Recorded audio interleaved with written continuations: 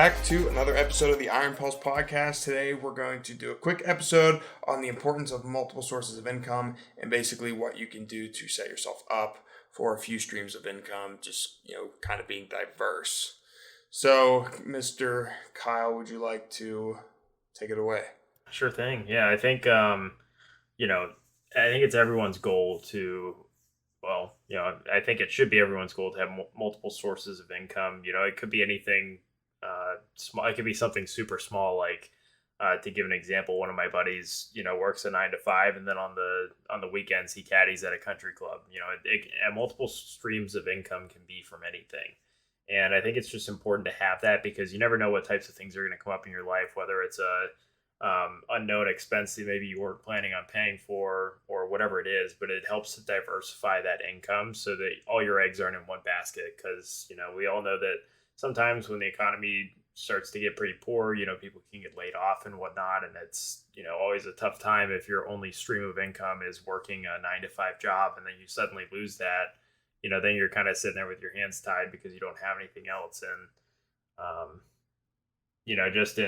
from what I've seen growing up, those are always hard times, and it's always good to have those extra streams of income because it'll just help you kind of be more versatile. Maybe it'll help you save up for something else that you're looking to do.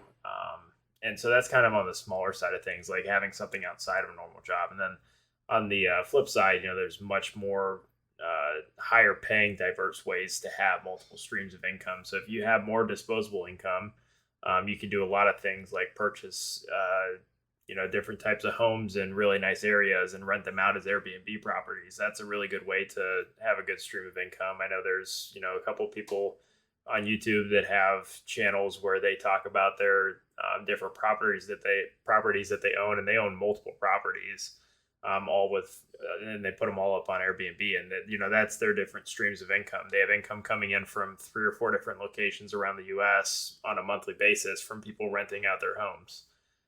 So, there's multiple ways to do it, and then obviously on many different scales, but it's just always a good way to diversify and protect yourself against different expenses that you might not see coming. And it's, you could also do what Cam and I are trying to do, which is starting a business. And, at the end of the day, this is not, multiple sources of income for us, as right now we both only have one source of income.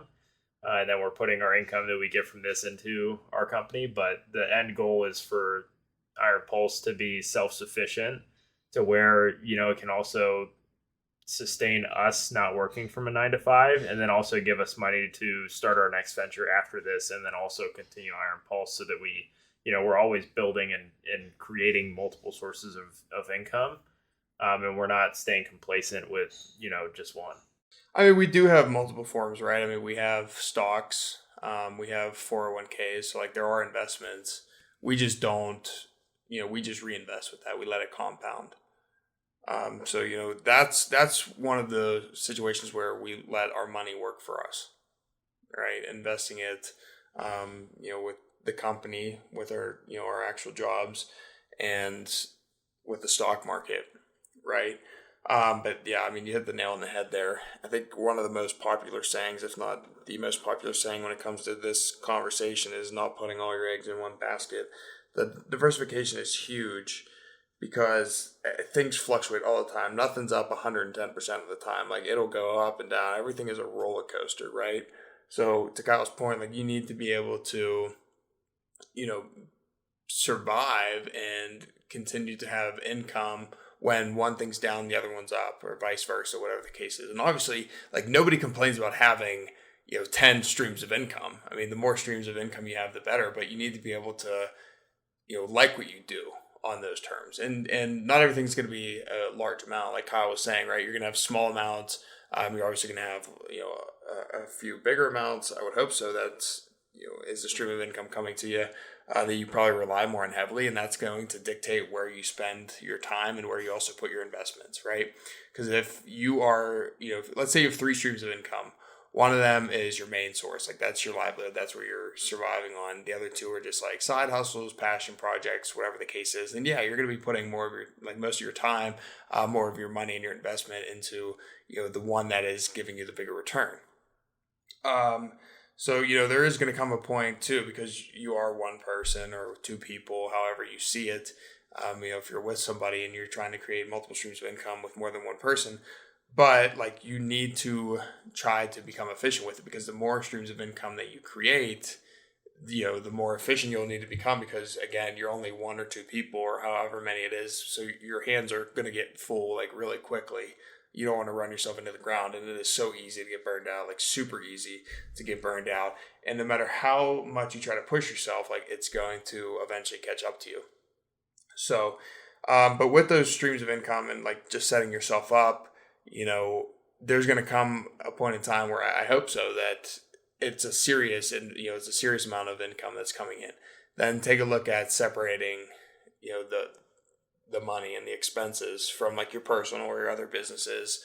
So if you start like a side hustle now, it's a couple hundred here and there. Then I don't think you need a new bank account or anything along those lines. But if it starts bringing in a couple thousand, you're spending a couple hundred on expenses, but you're still net profiting, or maybe you're at a net loss right now. Whatever the case is, but it's a pretty significant amount. I would say over $500 a month. Then maybe it's time to consider looking into a business bank account if it's consistent, right? So if it's like 500 here and there, every like 4 or 5 months, every quarter maybe, then it's like, well, it's not really worth it, I would say.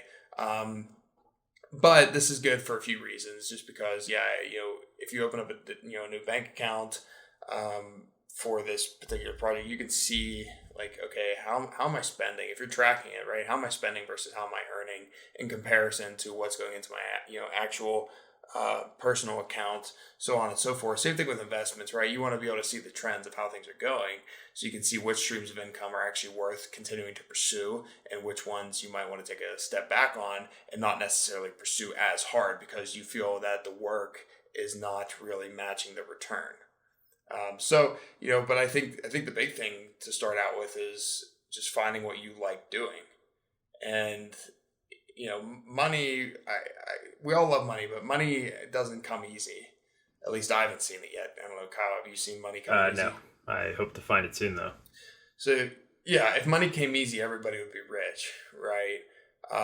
So you always say your first million is your hardest million, right? Or your first 100,000 is your hardest thousand. Your first dollar is your hardest dollar. Like whatever the case is, and then you get to the point where you let your money work for you, and when you get a significant amount, then yeah, you can use the compound, use the interest to continue to grow, use your investments to continue to grow, and yeah, I mean it's a long ride for sure when it comes to creating multiple streams of income.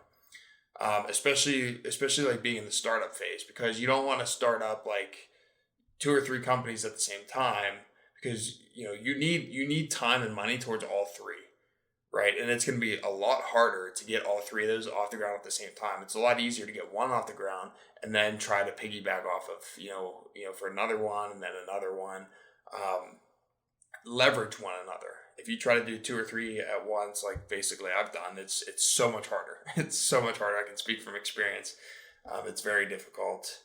But yeah, I mean, definitely create multiple streams of income. You can do that with anything nowadays. Social media can be a stream of income. And from that, like you can have different platforms being streams of income. So like while social media might be the one umbrella, like the big umbrella, you can have like TikTok, Instagram, Facebook, affiliate marketing, which is mainly done on social media. You could have blogs, like web presence. Like there's a lot of different things that funnel into that umbrella that would be considered multiple streams of income. YouTube is obviously I think it's still the king when it comes to paying people out. But or if you're an artist, you have Shopify. Like a musician, you have or not Shopify, Spotify, Apple Music, or podcasts. Nowadays, podcasts are bigger than ever. Obviously, we're recording one right now.